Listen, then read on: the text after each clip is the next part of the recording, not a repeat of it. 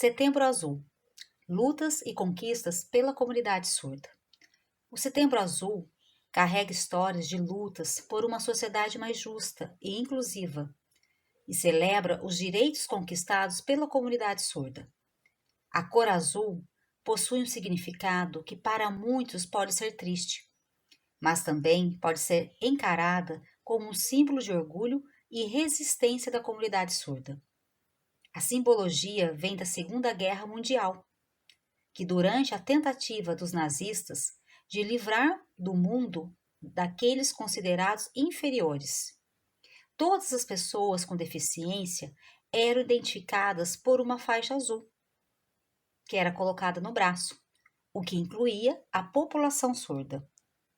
Por isso, a escolha do mês de setembro é repleta de significados na cultura e história nacional e internacional da comunidade surda. História da educação de surdos.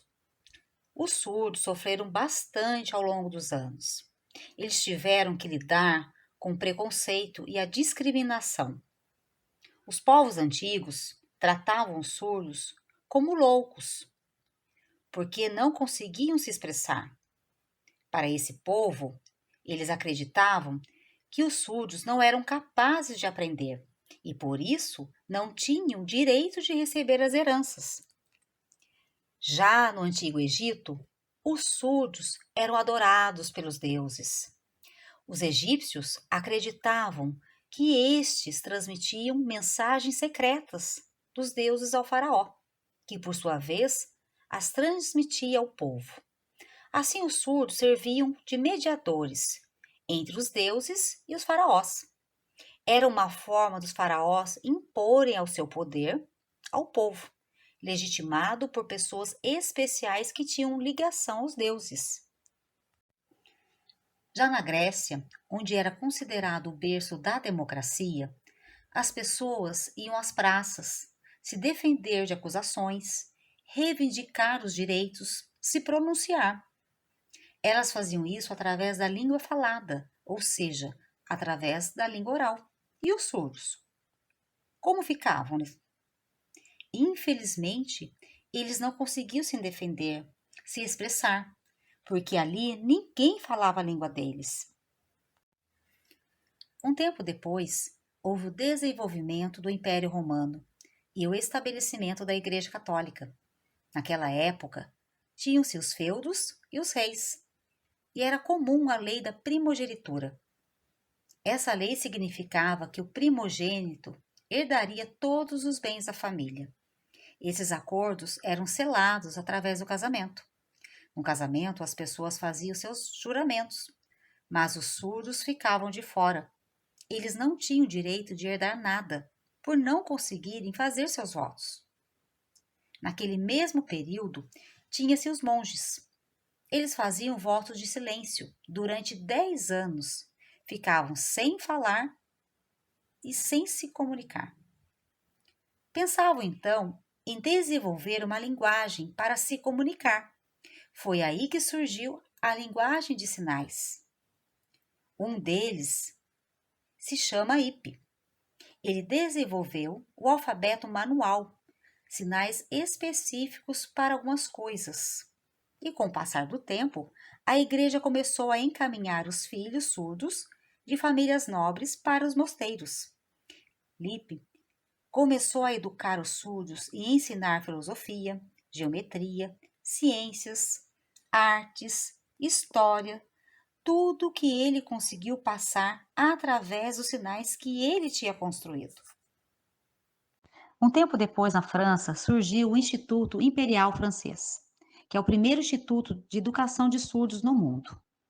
Esse instituto permitiu que diversos surdos de vários países fossem beneficiados. E a cultura de se ensinar o surdo começou a ser transmitida até chegar nos Estados Unidos. E neste ponto, nós encontramos Thomas, que fundou a primeira universidade dos surdos no mundo, que existe até hoje. Tudo parecia estar perfeito, não é mesmo? Mas infelizmente não. Em 1880, houve o Congresso em Milão, e neste congresso foi decidido que o surdo deveria ser oralizado. Isso significa que ele tinha que falar e fazer a leitura labial. Ele tinha que saber o que o ouvinte estava falando. Para os ouvintes, os surdos eram defeituosos, como se fosse um aparelho que viesse com defeito, e que não eram capazes de aprender se não soubessem falar e entender o que o ouvinte estava falando. Os surdos foram obrigados a falar e proibidos de usar as mãos para se comunicar. Foi criada a Lei da Mordaça. Os surdos tinham suas mãos amarradas e muitos até apanhavam se ousassem em se comunicar através das mãos. Com o tempo, Gambel, que foi o criador do telefone, ele também fez aparelhos auditivos para que os surdos conseguissem ouvir. Alguns surdos chegaram até morrer de tanto sofrimento por causa das condições que lhe eram impostas. Vamos imaginarmos estarmos dentro de uma redoma de vidro e em nossa frente temos uma pessoa para nos comunicar. Porém, essa pessoa não fala a mesma língua que nós. Podemos imaginar um americano, um chinês, um alemão. Vamos tentar nos comunicar com essa pessoa, porém sem usarmos as mãos. Então, isso significa que não podemos fazer gestos. Como nós vamos nos comunicar se nós não falamos a mesma língua e se não podemos usar as mãos? Foi isso que aconteceu há muitos anos atrás.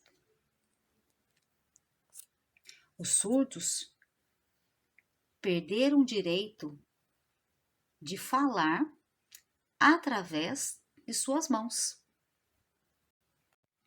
No dia 24 de abril, comemoramos o Dia Nacional da Lei da Libras. A Libras é uma sigla que significa Língua Brasileira de Sinais. A Libras é uma língua com estrutura gramatical própria. Ela é uma língua brasileira. Muitas pessoas acham que ela é igual em todos os lugares, mas não é verdade.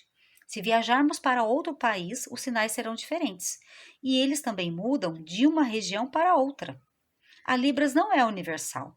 É uma língua brasileira, uma língua de sinais, não é gestos e também não é mímica.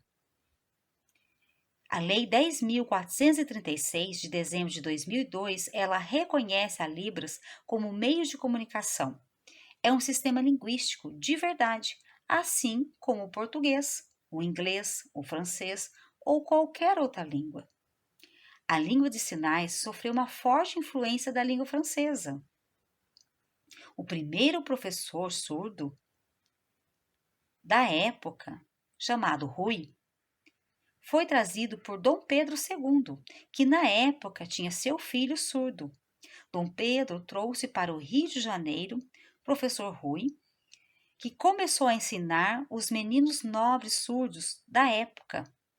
E foi assim que nasceu a escola no Rio de Janeiro, que existe até hoje, o INES, Instituto Nacional dos Surdos. Assim como o português tem a influência do português de Portugal, a Libras tem influência da língua francesa.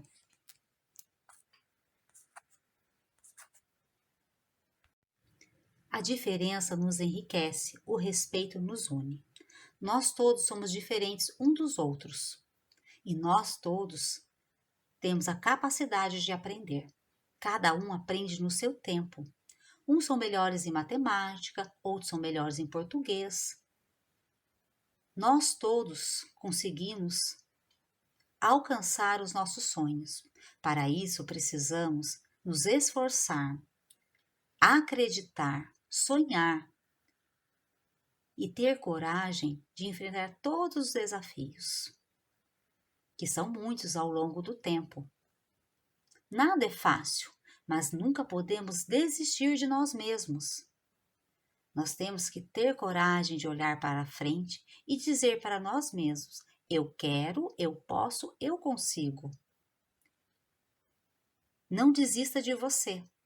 Você é muito importante e você nasceu para ser feliz.